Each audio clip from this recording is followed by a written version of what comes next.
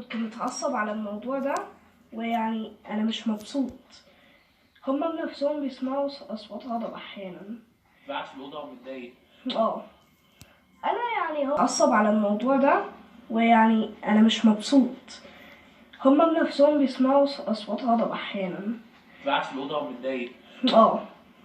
انا يعني هما بيشوفوني يعني مبسوط وكده، بس انا بطلع الغضب بتاعي جوه، عشان يعني الموضوع ده اكبر من اللازم. الكارير بتاع بابايا راحت بسرعة دي. كنت فاكر انه هيطلع يعني متكرم، بس لا. رغم التكريم ده يعني الناس كانت متعاطفه مع بابا جدا، وشفت ناس كتير. انت شفت ازاي الناس وهي واقفه مع جنب بابا كده؟ الموضوع ده خلاص ما خلاكش مبسوط وراضي؟ لا، ما كنتش مبسوط خالص، بس من زمان انا كنت مبسوط يعني عادي. كنت مبسوط فرحان كل حاجة، بس في شهر سبتمبر انا كنت فاكر انه اخد اجازة. بعدين في الشهر اللي فات عرفت. اول ما عرفت عملت ايه بقى؟ انا بنفسي مكنتش طالع، انا بس كنت متعصب اكتر من اللازم.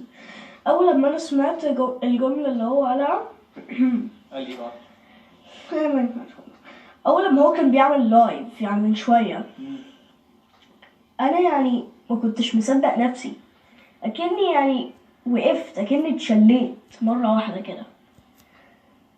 يعني انا كنت عاوز اكسر حاجة عندي، بس انا ما قدرتش. محمد رمضان لو دلوقتي توجه له رساله تقول له ايه؟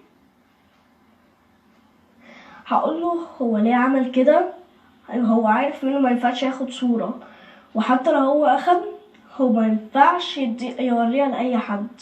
هي المفروض تفضل برايفت، بس هو نشرها وشغل بابايا باظ. من 40 سنة كان شغال طيار، وراحت بسرعة من رمشة. بعد الموقف اللي عمله مع باباك ده يبقى يستاهل يبقى نمبر 1؟ نمبر ايه يعني؟ -0. جيت قلت لبابا ايه اول ما عرفت الموضوع ده؟ ايه؟ جيت قلت لبابا ايه اول ما عرفت الموضوع ده؟ انا بس يعني كنت مش عارف اطلع واقول اي حاجة. اول لما انا عرفت عن الموضوع، اول ما شفت الفيديو رحت قلت لبابا حاجه ولا ما قلتلوش؟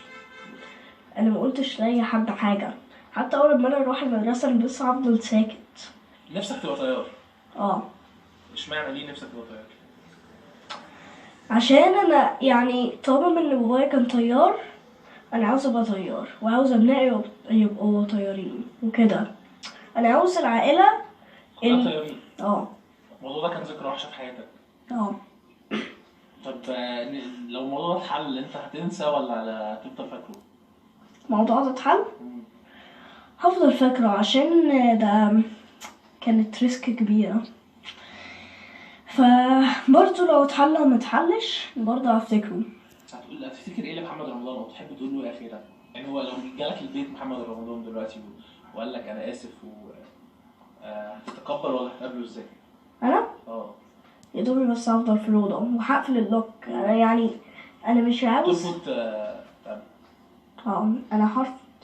انا مش عاوز اتكلم مع حد بوظ حاجه في حياتي، حاجه كبيره. لو حاجه صغيره مثلا، اي حاجه صغيره تمام، بس لو حاجه كبيره زي دي، لا انا مش هقابله.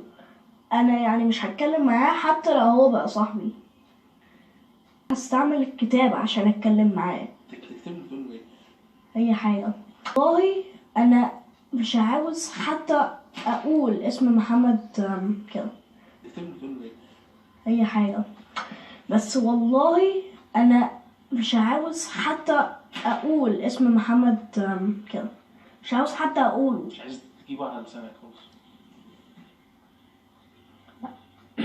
اخيرا تحب تقول ايه لبابا؟ لو انت هتقول له حاجه عشان ما يزعلش او تطيب خاطر تقول له ايه؟ عاوز اقول له منه لسه في امل. عاوز اقول له لسه في امل، والموضوع ده تحب تقول ايه لبابا؟ لو انت هتقول له حاجه عشان ما يزعلش او تطيب خاطر تقول له ايه؟ عاوز اقول له منه لسه في امل. عاوز اقول له لسه في امل، والموضوع ده ممكن يتحل بس لازم ما نخسرش الامل خالص. بس مع مين؟ ربنا.